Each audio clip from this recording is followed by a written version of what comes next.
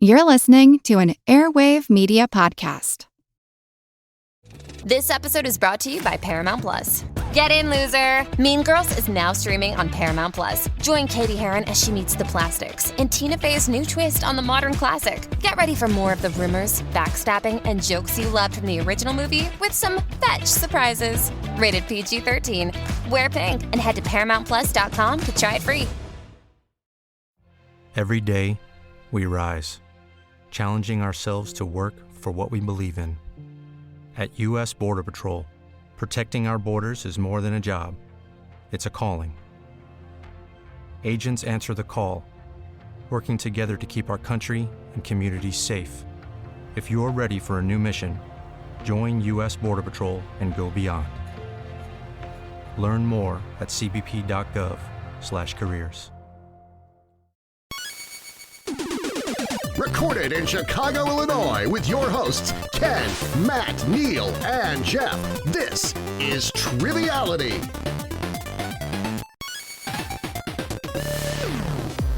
Hello and welcome to Triviality, the game where a lack of seriousness meets a little bit of knowledge. My name is Ken. I'm in the studio with Jeff. What's up? Same old. Missing Neil today. Yeah, we're going to be missing Neil today. But luckily, It's a rare on day. the computer screen, we have the deciding Oscar Best Picture voter for 1998. Matt. Is that what I am? Yes. What did you I were go the with? one. It was between Private Ryan and Shakespeare in Love, and you said, nope, Shakespeare in Love. Oh, yeah. I would have gone with a late vote for Space Jam. Oh, okay. Was Not that eligible. 1998 as well? No, it's 96 maybe. Oh. But But I vote just for vote for it Space every Jam year. every year, yeah, right? Yeah. I thought you didn't want any Space Jam references or it's questions. been like a year. You can come back. Okay. What about Captain Planet? Still in or No, still Still out. still void, yeah. Okay, that's too bad. But we got a great lineup of guests here today to fill the void that Neil has left, right? We do indeed. In fact, we have two wonderful guests lined up for us today. Let's start out with the competitor who will be pairing up with one of us, Taylor Cook. Doesn't really need much more of an introduction than that. Custom patron level. Don't even know what that means. Neil just wrote it down on the left. How you doing today? It means he's special. He is special. Oh, I'm doing great. Yeah, sorry. Just hanging out. Looks pretty out today, even though it's very, very cold. At the time of the recording anyway. But no, otherwise I'm just living life, and it's pretty slow these days. Have a new baby. She's 5 months old, so that's been taking up most of my time. Is this your 20th time on the podcast now? Are you counting? I've lost count at this point. I don't know if it's been that many, but we're probably closer to that than zero, so. I think we're probably above 10. Maybe, yeah, I don't know. It's an interesting way to say the same thing Taylor just said. And I appreciate that. Yeah, glad to have you back on. Filled in a little last minute, but we always appreciate you jumping in here. And, of course, we can't have an awesome game without an awesome host. So coming to us from Santa Rosa, up in Northern California, Oakland 5 supporter, Corey Uhalde. How are you doing, Corey? Doing great. It is not looking so nice out the window here, but it's not going to prevent me from going to hit the golf course later this afternoon. So great day. So why don't you tell the folks at home a little bit about yourself for those who may not have caught you on the last episode? Yeah, I'm happy to join the famous Two Timers Club here today. I'm a high school teacher in Redwood City. It's about 20 miles south of San Francisco, credentialed in social studies, but I do teach leadership and student activities at the high school there, juggling those obligations with two kids at home, also an almost 4-year-old and an almost 1-year-old. So they are keeping me young and aging me at exactly the same time. So the Two Timers Triviality Club doesn't quite get the jacket, right? But they get one left sock. Yeah, they get like part of a lapel. Oh, okay. Yeah. Maybe a slap bracelet. One cuff link without the backing. Just got to throw this out there that the Triviality slap bracelet is an idea that definitely should make a comeback. Okay, we'll think about that one. Matt, are you going with Taylor today? The dream team? Seems like it. Yes. Yeah, it sounds great. I don't think we've ever paired up before, so I'm excited for that one. We'll see how this goes. We're going to be Triviality Taylor's version. Oh, okay. Yeah, we decided, there was some legal kind of mix up with, the recordings and who has the rights to what. So we decided to take it back. All right, so we got Taylor's version, and we'll be Chinese Democracy 30th Anniversary Special Edition. So we'll be 30th Anniversary. And without further ado, let's grab the rules. The rules of the game are simple. 20 questions split into 2 rounds worth 10 points apiece. At halftime, there'll be a special swing round designed by this week's host. After regulation, players will enter the final round with the points that they've accumulated and will have a chance to wager 0 to 30 points on 5 categorized questions. At the end of the game, someone will be named the cream of the crop. I am the cream. Okay, that's how the game is played, and it looks like we're ready to go. So, Corey, you want to take it away? Yeah, I'll try to mitigate the bad blood between the two teams here and shake it off and start. So we've got a couple of rounds here. This is round 1. It's a general knowledge round. We'll provide categories which may or may not help you get to an answer from an alternative perspective. So this is question 1 in the category of general knowledge. And our little category for this question is Ahoy. And the question: what is the name of the national drink of Argentina? This traditional caffeine-rich infused herbal drink is made by soaking dried leaves in hot water and is traditionally served in a calabash gourd with a metal straw, though typically consumed from more aluminum vessels in the United States. I know some hippies, so I'm locked in. Okay. So you know some hippies. That leads me to kombucha. Were you thinking, is that a possibility? I don't know if kombucha has much caffeine in it. Didn't he say it was No. highly caffeinated? That is true. Yeah. I for as much as I like to think I know about stuff that people drink, I don't know if I know about this beverage. I don't think I have a good guess. Yeah, I'm not really pulling anything either. We can say kombucha. It's going to be wrong, but at least it's a guess. It comes with, it's fermented something or other. Yeah. So we'll go with kombucha. Let's do that. So kombucha is a fermented tea. This is brewed like a tea, but it's not actually in the tea family, and it's called mate, which is spelled the same as mate. So ahoy, mate, mate. Oh. That is correct, both in the tea family, but mate or yerba mate would be the correct answers for that. I have heard of yerba mate. Yep. All right, question number 2. The category here is Play It Again. Play it again. In the year 2022, Aaron Judge of the New York Yankees posted the 9th ever season by a player with at least 60 home runs. That's 60 in a single season. What single player has 3 of those 9 seasons? Locked in. Would this be the man with the cork in his bat? Well, I assume if you're going to Allegedly. Allegedly, sorry. Well, actually, they found it when his bat broke. if you're gonna play as the cork in his bat and the human growth hormone in his veins. I would assume if you're going to play it again, Sam. it would be Sam. Yeah, Sammy, Sosa. Slam and Sammy. Yeah, Are we Sammy, right? at one point, Sammy was responsible for, I believe, like 45% of all 60 home run seasons, but we've had a couple since then. So, yeah. Sammy, Slam and Sammy. Yeah, he may or may not have been the only one with a cork bat, but he definitely allegedly did. And it is Sammy Sosa, 3 of those 60 home run seasons. The funny thing is that actually shows no evidence that it's a better hit either. So like he was just handicapping himself for no reason. Well, it's supposed to make the bat lighter so you could swing harder is the idea behind the corking. Faster swing speed, right? Yeah. As a former high school baseball coach, I know all about the corking and making bats illegal and trying to skirt the rules and stuff. Yeah. We stick to pine tar, right? That's how we do it in high school. Okay. Question number 3. The category is a new city. And the question: what was the first Disney film to be turned into a Broadway musical? The musical debuted in 1994. 3 years after the premiere of the animated film, and ran for 13 years. There's also a 2-point, what I'm calling a secrets bonus question. So 2 additional points available here if you find that first part too easy.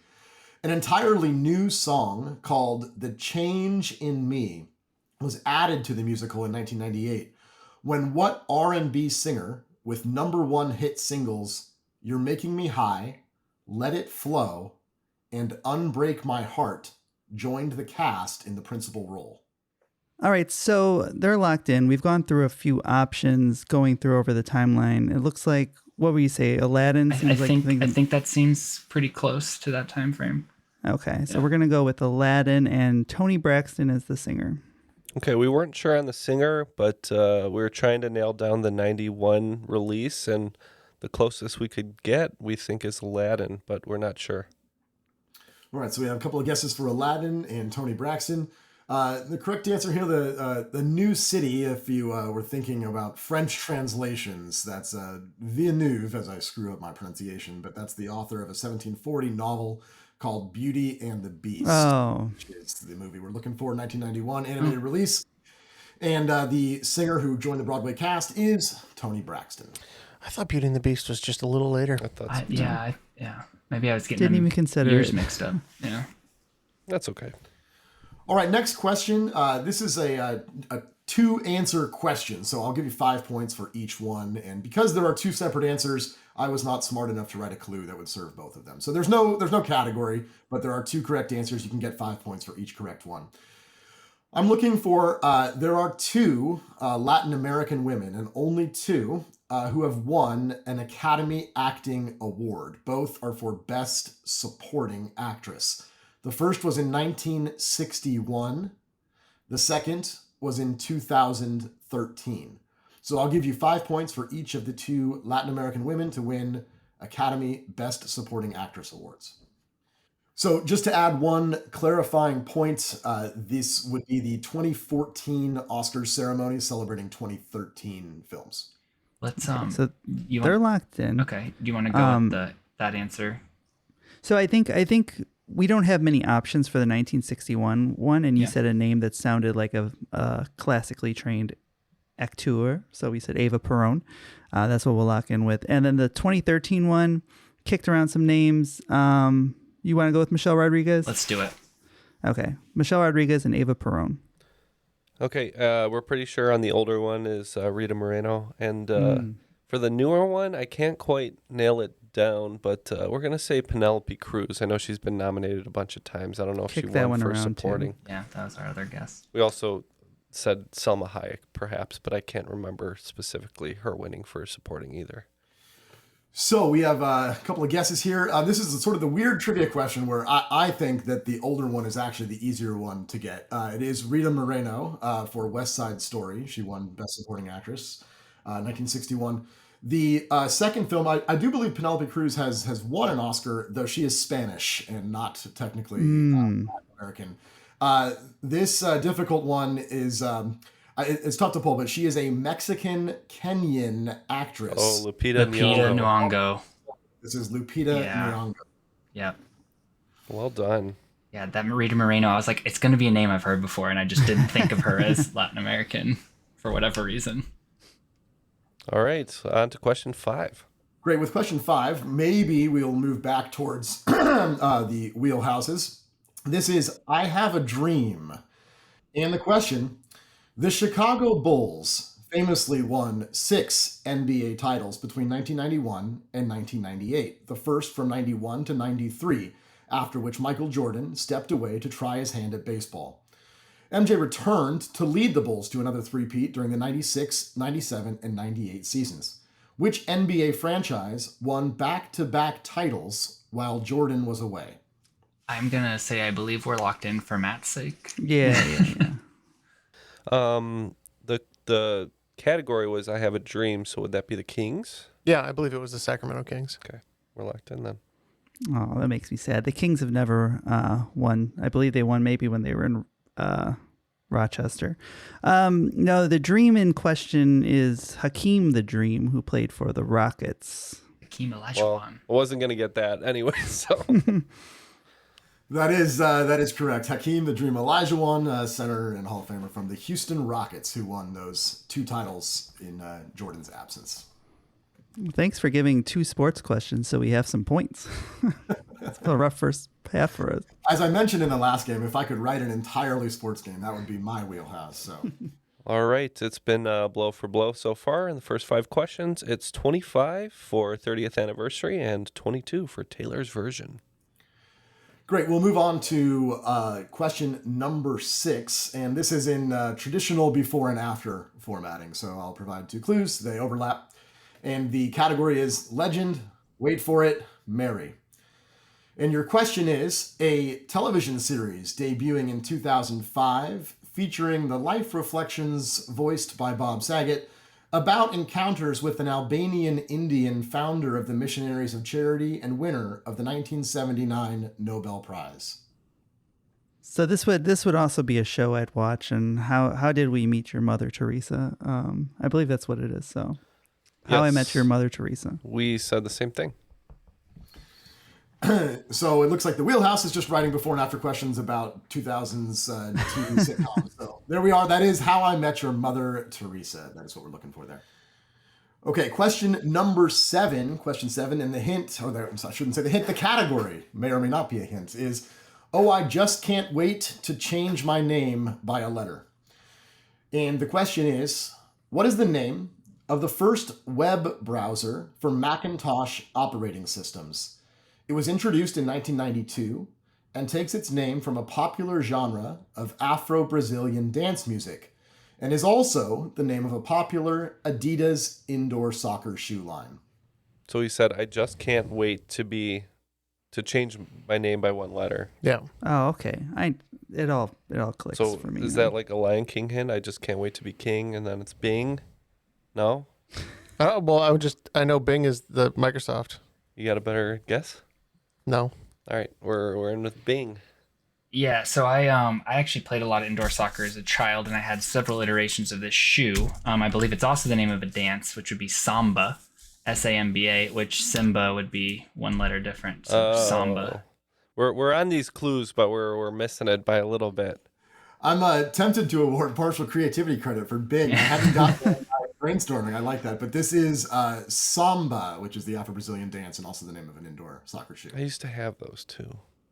All right, that takes us to question number 8 in the category of streaming of consciousness. And the question, what word fulfills all 3 of the following clues?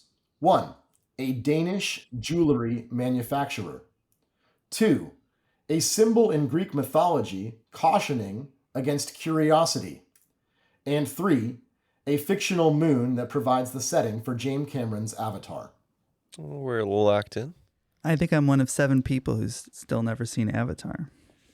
Make it 8, Matt. The only thing I can remember, I had never saw the second one, and the first one I saw 2009, so it's been, 15 years now? Wow.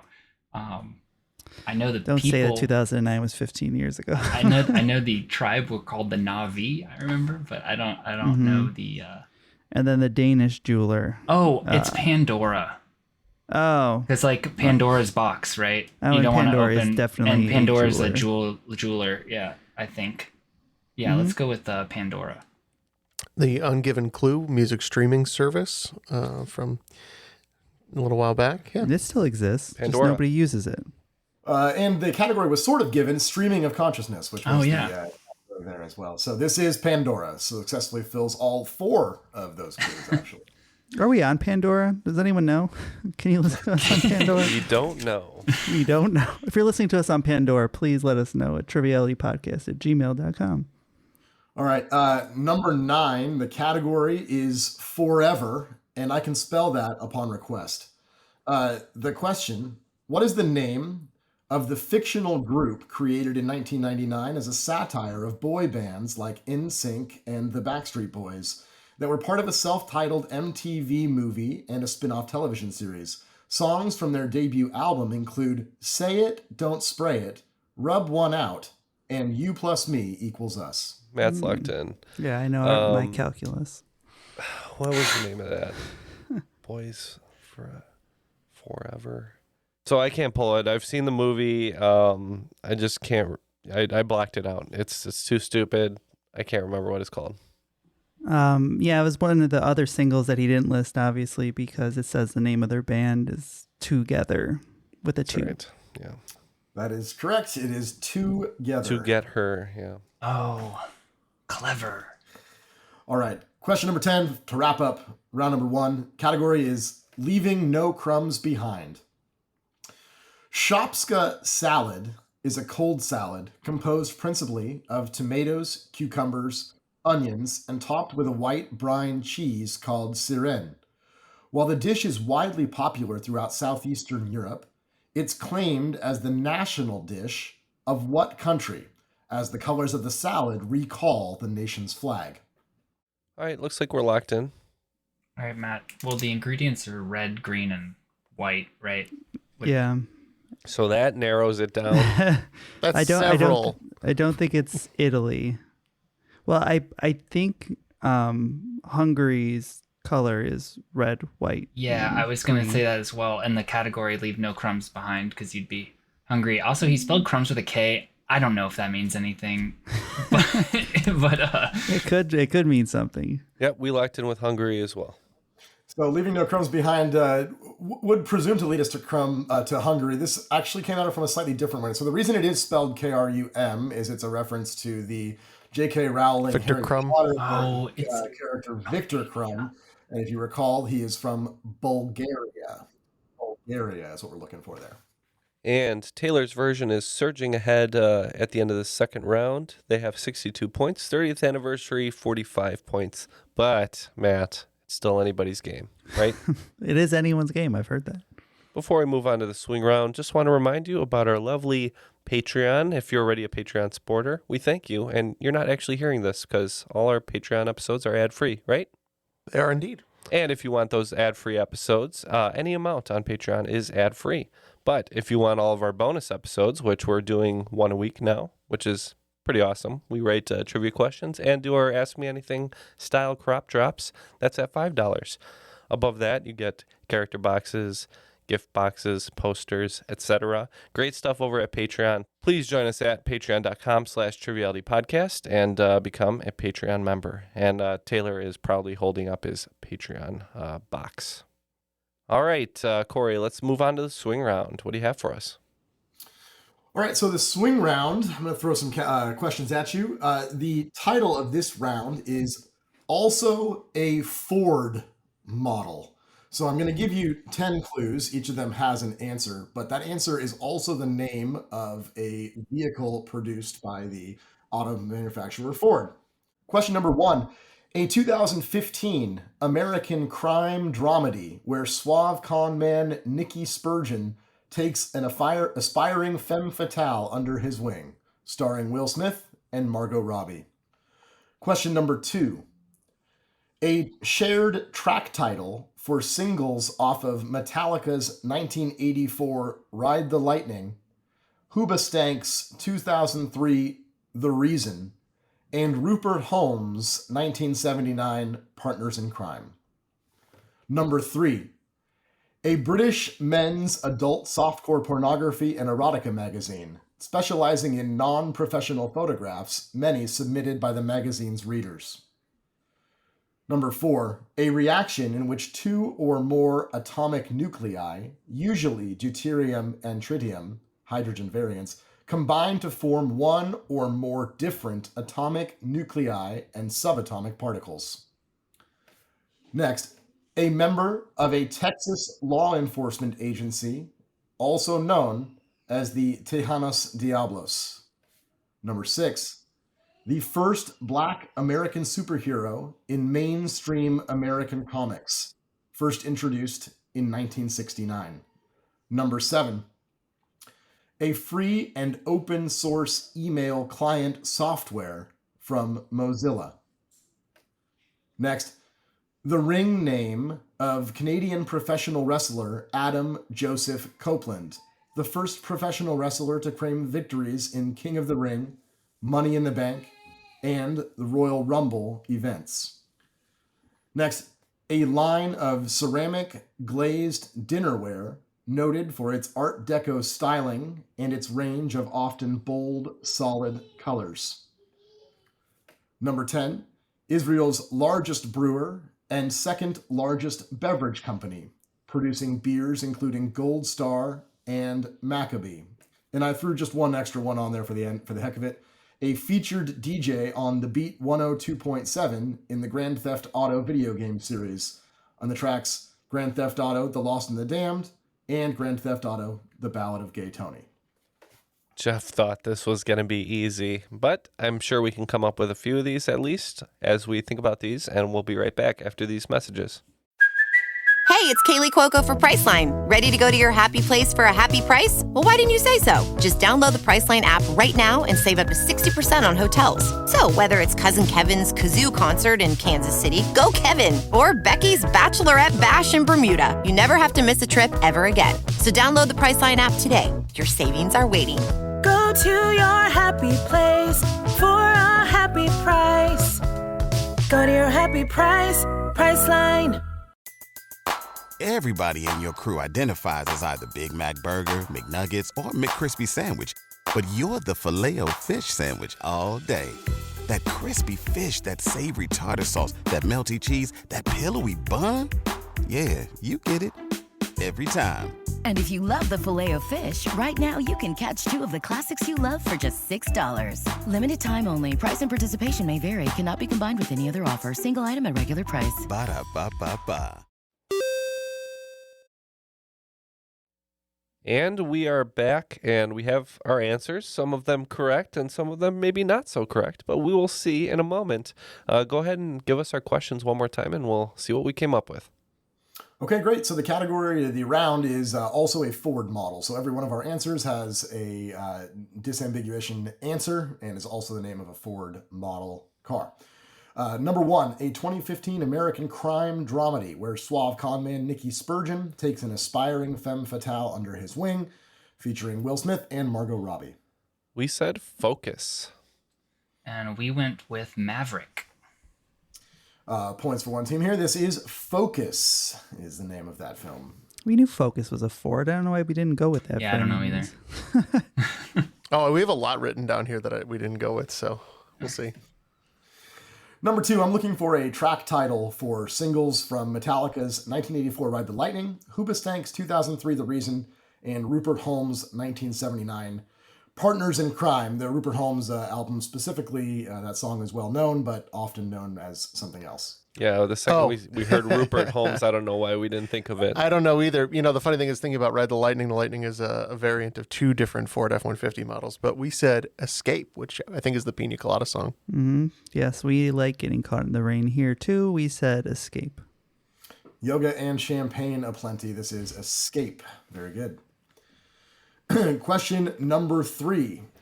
A British men's adult softcore pornography and erotica magazine that specializes in non-professional photographs, many of them submitted by the magazine's readers. Proud to say, Ken, we didn't know this one. But what did we guess? Explorer. We know British people like beans a lot, so we said Pinto. No, I'm just kidding. We actually said Escort because it sounded like it might be a magazine. I forgot about the Ford Escort. Escort is the correct answer for number three. And we are proud that we knew that. Taylor's a subscriber. All right, number four, a reaction in which two or more atomic nuclei, usually deuterium and tritium, combine to form one or more different atomic nuclei and subatomic particles. We said fusion. Yeah, known as the Mondeo in England. Yeah, I almost bought one of these cars before I was tricked into buying a brand new car at the Kia dealership, and we said fusion. And that is fusion, kind of like that clue, because it sounds pretty tough, and then you think about it like, oh, it's got to be that. Number five, a member of a Texas law enforcement agency. They're also known as Tejanos Diablos.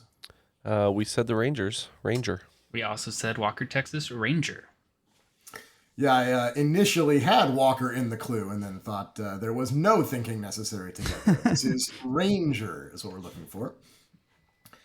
Number six, I need the name of the first Black American superhero in mainstream American comics, first introduced to the world in 1969. Yeah, we think this is a discontinued model that would have been out about the same time, and we think this is Falcon. Yep, coming strictly from the superhero angle, we said Falcon. Yeah, a stalwart of the recent MCU universe. This is the Falcon. That brings us to number seven, a free and open source email client software from Mozilla. We said Thunderbird. We also said Thunderbird. Thought it sounded more like the Firefox kind of name scheme. And that's kind of where we were at. It's a name scheme in the family of Firefox. This is the Thunderbird. Very good. Number 8, the ring name of Canadian professional wrestler Adam Joseph Copeland, the first professional wrestler to claim victories in King of the Ring, Money in the Bank, and Royal Rumble events. Not each one, but to have all 3. Just hoping Matt will confirm that this is Edge. The rated R superstar Edge. Flipped a coin between going this route or guitarist from U2, but I went with the wrestling angle, so this is Edge. I think the musician is The Edge, so I didn't want to complicate things because it wasn't the for the First Edge, name so. The. Right. Number 9, a line of ceramic glazed dinnerware noted for its Art Deco styling and its range of often bold, solid colors. And it's noted near indestructibility. This is Fiesta ware.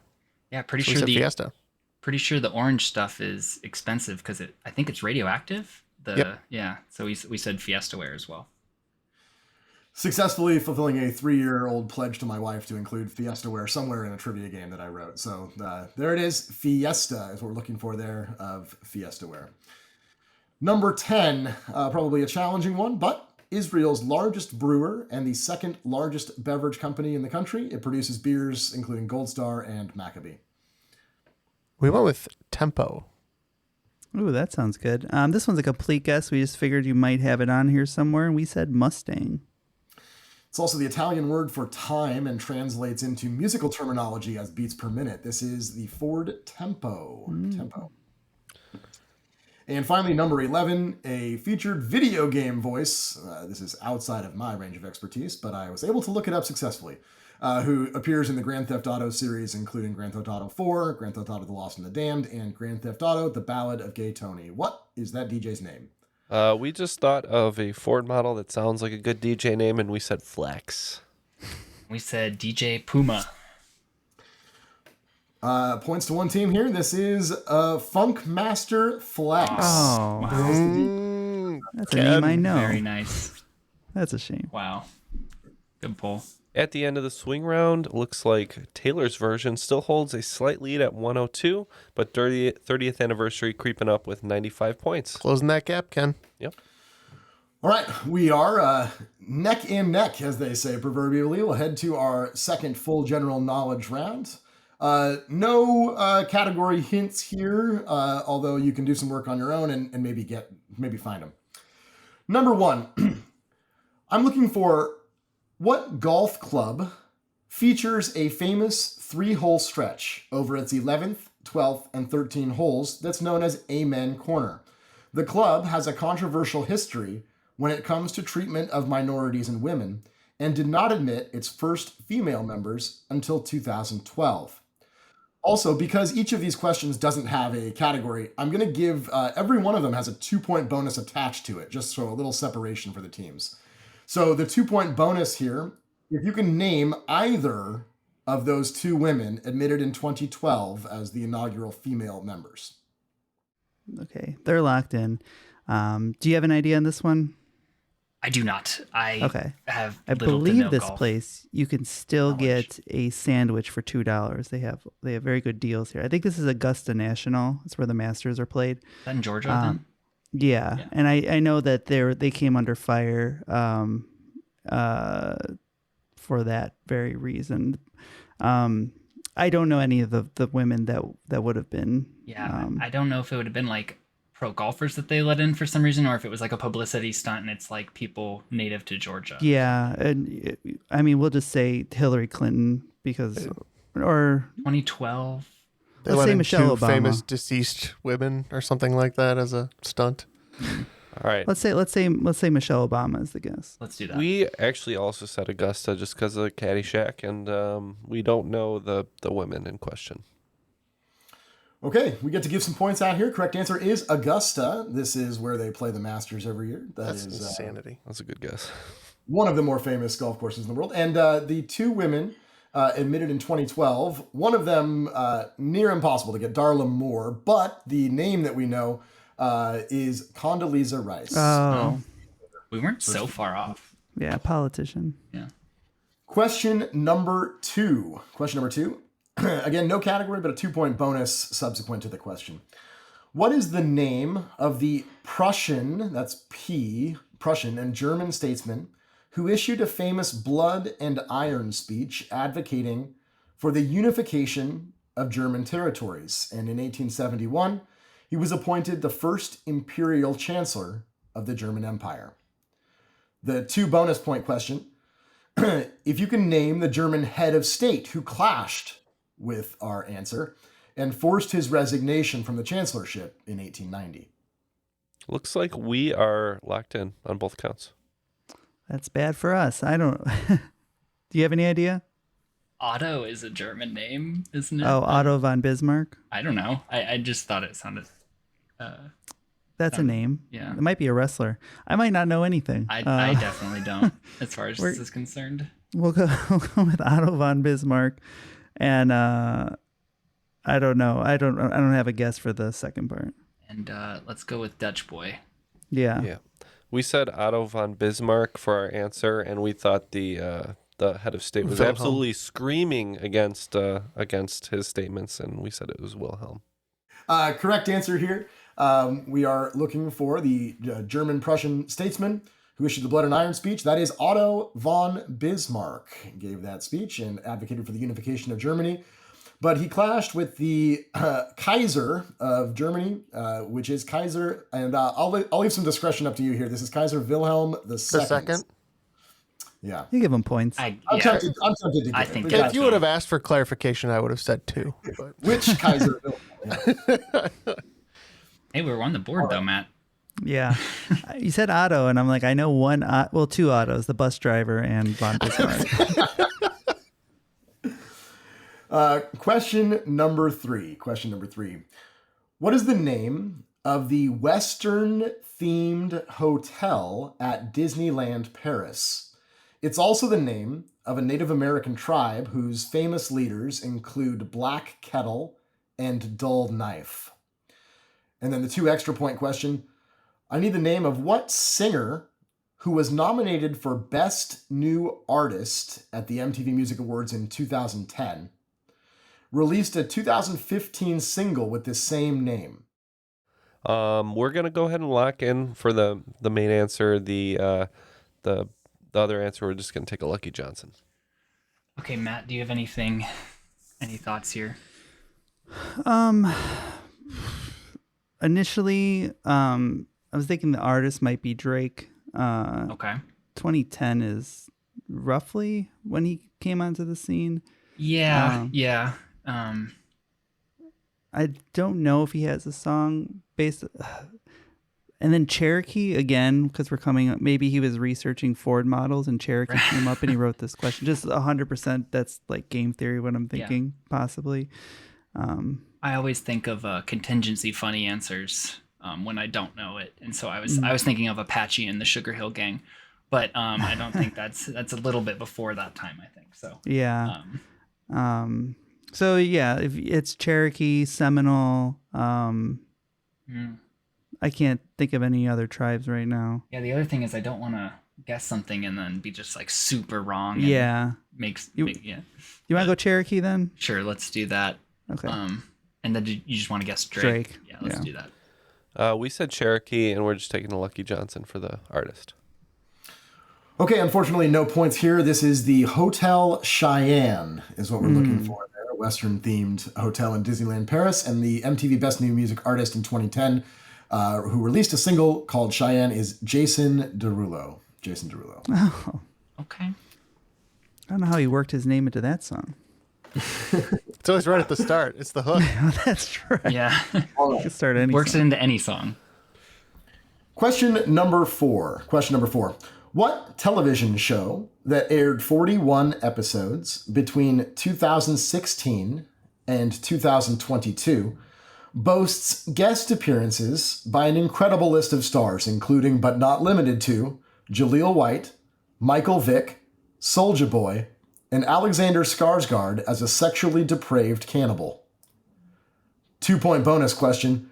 What director was given the Emmy for Outstanding Writing for a Comedy Series, the first African-American to receive that recognition? Yeah, I'm 100% sure, right? Yeah, we're locked in. Okay. Any initial thoughts? Well, it sounds like it's probably sketch, right? Based on what do you think?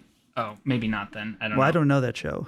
So No. I'm saying like a sketch type comedy show. That's what I meant. My initial thought was Atlanta. Okay. Based on the guess and those years 2016, potentially line up. Actually, that would make sense. Sorry, I don't know why I was just thinking comedy, because at first I was thinking like Key and Peele, but I think actually that would have come out before then. Yeah. So that's roughly when he left Community. Right. Donald Glover. Yeah. I only saw the first like 3 episodes of that show. I just never watched it. So, but no, I like that answer. I think let's do that. Okay. So we also said Atlanta and Donald Glover. I did watch that show in its entirety, and as it got more and more surreal, I kind of became less and less interested, but good show overall. So correct answer is Atlanta is the name of that show, and involved in all angles of production there, Donald Glover was the bonus answer. Oh, well, we said his name. You really said his name 10 times. Give him points, that's fine. Yeah, I think I'll make your points. I'm going to award points. I say before he was known as being an actor on Community, he was a writer on 30 Rock. Yep. So. Yep. All right, question number 5. The X-Men character Jean Grey debuted in September of 1963 under the code name Marvel Girl. She was the original team's lone female member. During the late 1970s, Grey underwent an evolution from the team's weakest member to its strongest, and in a well-known storyline, shed the Marvel Girl persona and assumed what other name? 2-point bonus question to follow up. I'm looking for the name of the actress who played Jean Grey in a series of 20th Century Fox X-Men films. Okay, they're locked in on both accounts. I think we both know that this is the Phoenix, right? Yeah, it's Phoenix, absolutely. And do you know who played her? Oh man, I can see her face. Like I assume he means the ones from like 2000, 2002, This was in 2005. when they did the Phoenix Saga, and it was really bad. Yeah, I assume he doesn't mean Sophie Turner from the Dark Phoenix movies. Yeah, I cannot pull her name. Can see her face. Then you got Jennifer Lawrence as Mystique at some point. So I don't think we're gonna get the bonus, but no Rebecca Romijn Mystique, but oh yeah, very different choice. All right, so they're in. So they're in for main points, yeah. Yeah, for Phoenix. Yeah, we said Phoenix or Dark Phoenix, and she'll always be Xenia Onatopp for me. Famke Janssen. We are looking for Phoenix, and the movie Rounders is probably the movie I've seen more than any other movie in the history of movies. So Famke Janssen is the woman who portrayed Phoenix. All right, just closing the gap ever so slowly is 30th anniversary. We're at 141 to Taylor's version, 144. Gross. Now 20% more anyone's game. I say you got this one in the bag. It is an incredibly close game, and now as we move to the second half of our second full round, you might recall if you tuned in the first time I hosted, I've got a bad habit of doing thematic rounds and not telling you about them, so I don't know. Here's question number 6. Which Christian apostle is attributed with writing 13 of the 27 books of the New Testament? He's a polarizing figure for religious scholars, with some, including Thomas Jefferson, Karl Marx, and Friedrich Nietzsche, calling him the first corrupter of the doctrines of Jesus. And I have no 2-point bonus for this question. Oh, I know what it is, Matt, this answer. You know the apostle? Yeah. Okay, we're locked. I'm pretty sure if it fits the theme, I'm pretty sure. Okay, we think we have the theme as well. So we got, you stop me, Matthew, Mark, Luke, John. Don't think Tallahassee is Paul. But it wasn't Paul. Like formerly Saul. Wasn't Paul? He wrote the letter to the Romans. Yeah, St. Paul. You would say. Mm-hmm. All right, there you go. Would you say that? I would say that. And then I would say that. I also figured St. Paul. All right, we both have teams both in with Paul, and that is the correct answer. He is attributed to being one of the primary writers of the New Testament. Question number 7. What is the name of Sabrina's black cat on the television show Sabrina the Teenage Witch? The name is important in American or pre-American history, particularly over a 15-month span from February 1692 to May of 1693. Played by Nick Bakay on the TV show. I do have a bonus question here. Ooh, okay. Just when you thought it was getting easy. Bonus points. What is the cat's last name, which he shares with a former Major League Baseball Cy Young Award winner who was the 1985 World Series MVP while pitching for the Kansas City Royals? Okay, so we got Cat of Salem. Yeah. And then I assume this is not Greinke. Is the only no, Royals pitcher I was know. thinking Hershiser, but I think it's Brett Saberhagen was the MVP, if I'm correct in the year. But I think so. I guess his name's Salem Saberhagen. Okay, I learned right now. We said Salem Moon. Great, and our correct answer is Salem, of course, the name of the black cat, and last name, it was a person who was cursed, and that person's name was Salem Saberhagen. Saberhagen. Well, I'm glad we didn't guess. That is such a pull, Take Matt. time on that one. Yeah. Question number 8. The Beat generation, B-E-A-T, is said to have begun at what university, where Allen Ginsberg, Lucien Carr, Jack Kerouac, William Burroughs, and Herbert Humke all met as students? A total of 4 U.S. presidents have graduated from this university, including both Roosevelts, Eisenhower, and Barack Obama. 2-point bonus question. The school was originally founded in 1754 as a colonial college under royal charter by George II of Great Britain, and fittingly went by what name until rebranding in 1784 following the American Revolution? All right, we're locked in on the first part, and we don't know the second part, so we're out. All right, actually, so I do know. All right, never mind. I do We're know locked the in on bonus. both parts. Yeah. So we're looking for a school, probably on the East Coast, Right. if it was that old. Would this be Columbia? Columbia. Columbia University? Because isn't that, That would- South Carolina? Well, not to bury the lead too much, but South Carolina's capital is Columbia. What? I know. Now they're gonna get it. Yeah, I like Columbia. I think. And if I'm not mistaken, I know there was a college, either King's College or Trinity College. I think. Let's go King's College. Yeah, I feel like because they'd want to that's move where away I think from that. Hamilton went and everything. Okay. Yeah. Based on What a- Hamilton, what a- we're going King's College. What a coincidence. We said Columbia and King's College also. And we get maximum points here, Columbia and King's College. Okay, number 9. An 1803 landmark Supreme Court case that established the principle of judicial review pitted Maryland businessman William Marbury against which American Secretary of State? 2-point bonus question. I'll give 2 points if you can tell me the name of the U.S. Supreme Court Justice who presided over the case, ultimately announcing that American courts have the power to invalidate laws that they find to violate the Constitution. So what was the name of the Chief Justice that oversaw that case? Locked in ×2. Okay, so this is Marbury versus Madison, right? Okay. The Chief Justice, I believe, I think this might be John Marshall because they named the school after him. Yeah, I wanted to say Marshall. I kept thinking Thurgood. I'm like, I know that's not his first name, but I know there was a Supreme Court Justice Marshall. So Marshall. Yeah, definitely different. So we're going to go Madison and Marshall. Yeah. I would have. We did say Madison. We were between Marshall and Jay, but we went with Jay. All right, so both teams identifying the correct answer. This is the Marbury versus Madison case taught in U.S. history courses and all kinds of law school courses. The Supreme Court Justice, if you just got Jeopardy rules and went with Marshall, it would have covered a bunch of things. This is John Marshall, who was the Supreme Court Justice at the time. Thurgood Marshall has a major role in California history, where I'm at later on. My paralegal study is paying off for once. There you go. Haven't used it in 12 years. All right.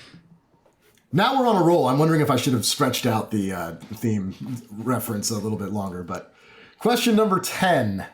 Please identify the band that sang the following lyrics. And this is from one of the 30 songs off of the original Guitar Hero video game. And here are the lyrics. I looked out this morning and the sun was gone. I turned on some music to start my day. I lost myself in a familiar song. I closed my eyes and I slipped away. And then the 2 bonus points here. This band, that song didn't get to number 1 on the charts. They only had one song that did. So in 1986, what 1986 song was their one song that reached number 1 on the charts? I do know the song, by the way. Oh, you know the part 2? Yeah, we can just lock them in together. Okay. Looks like we're locked in on both accounts as well. So we're saying Boston is the band and Amanda is the song. Yep. You figured it was Boston, right, Taylor? Yeah. Yeah, and the song was Amanda. We are peaking at the right time, throwing points out all over the place. Boston is the band. Of course, that song in question is More Than a Feeling. And yeah, More Than a Feeling. In 1986, their number 1 hit was Amanda. And the scores are in before the final round. It's 202 for Taylor's version, and 30th Anniversary has 195. So it's still pretty tight. If anybody didn't get the theme, it was Capital Cities, correct, Corey? Yeah, that's correct. All of those answers were American capital cities. And we are almost ready to go into the final. But before we do, we just want to remind you to check out our Patreon, right, Jeff? Yeah, a lot of great perks over there at patreon.com/trivialitypodcast, where you can get for as little as $1 a month ad-free episodes and bonus episodes starting at the Oakland 5 level and higher. Many of our patrons enjoy the other perks we offer there as well. And if you would consider supporting us, we would be so grateful. Again, patreon.com/trivialitypodcast. Thanks, Ken. And now on to the final round. What are those categories going to be? All right, so we just a few weeks ago had the Oscar nominees released, upcoming, and I don't know exactly when this is going to air, but I imagine it's close to the ceremony, either immediately before or immediately after, or maybe right during. That would be great. I can't believe Oppenheimer won. The categories here. I'm going to give you. I'll tell you the name of the category, and then I'll give you a little bit of a steering as to where the question is going. So. Question number 1 is Barbie, and that's a question about the fragility of love. Question number 2 is Oppenheimer. That's a history question. Question number 3 is the zone of interest, and that's a psychology question. Question number 4 is anatomy of a fall, and that's a word lexicon question. And number 5 is American fiction, which is a literature question with heavy air quotes. Let's just go. You guys are going all in? I was going to say let's do the same thing. Okay. I don't care. I hate these categories, but yes. Yeah. I didn't even teams. know 3 of these were movies. Both teams going all in, and let's go ahead and get the questions. All right, question number 1. The category is Barbie. This is a question in the category of fragility of love. And the question, as part of a large-scale publicity campaign, manufacturer Mattel issued a press release the day before Valentine's Day in 2004 that they were unsure if the relationship between Barbie and longtime partner Ken was real or magic, and that they were parting ways. Soon thereafter, the company introduced a boogie-boarding Australian male character and announced that he and Barbie were dating. The relationship lasted approximately 2 years, during which Ken was frozen in time and no new versions of him were produced. What was the name of this doll and Barbie beau from 2004 to 2006? And for that, I'm going to go reverse Jeopardy style, so if you get the first name, that'll be good enough. Question number 2, Oppenheimer, a history question. J. Robert Oppenheimer is referred to as the father of the atomic bomb. In July of 1945, he oversaw the first test detonation of an atomic weapon, which was given what code name? It's also a major character in The Matrix, the title of a 1972 Fleetwood Mac song, and the daughter of former NBA star Dennis Rodman, currently a forward for the U.S. women's national soccer team? Say less, say less. Question number 3. The zone of interest, a psychology question. The zone of proximal development is a concept in educational psychology that represents the space between what a learner is capable of doing unsupported and what the learner cannot do even with support. The concept was pioneered by what Soviet psychologist during the final years of his life before his passing in 1934? Question number 4, anatomy of a fall, a lexicon question. Widespread use of the terms fall and autumn really emerged in the 16th century, prior to which the season was typically described by what word that can be used as both a noun or a verb and is the title track for a 1972 Neil Young album. And finally, number 5, American fiction, a literature, end quote, question.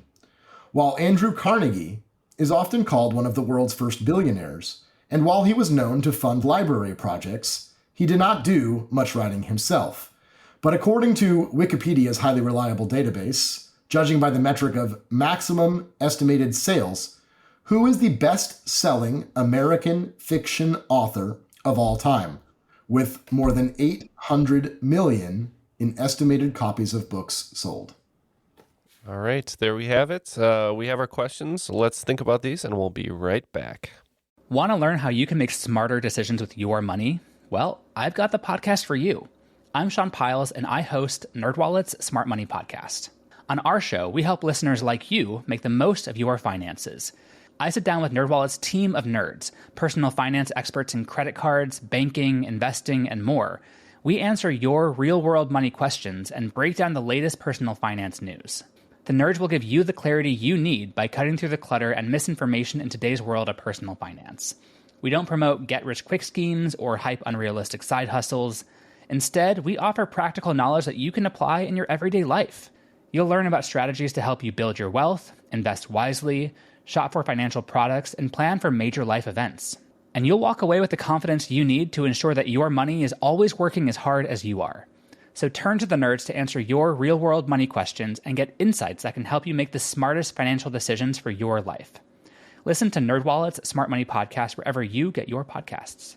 Everybody shush! William Shatner has something to say. Cat and Jethro, box of oddities. What do you do when the woman you love dies?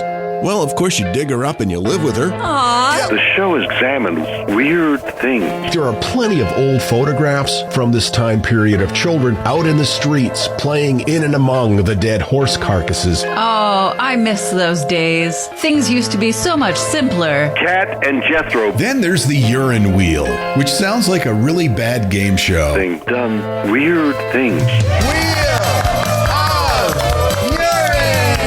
Cat and Jethro, box of oddities. That is really mysterious. Join Cat and Jethro Gilligan Toth for the strange, the bizarre, the unexpected, as they lift the lid and cautiously peer inside the Box of Oddities. The Webby Award-winning Box of Oddities podcast from Airwave Media. And we are back with the final round answers. We'll see who will be today's cream of the crop. So, Corey, take it away.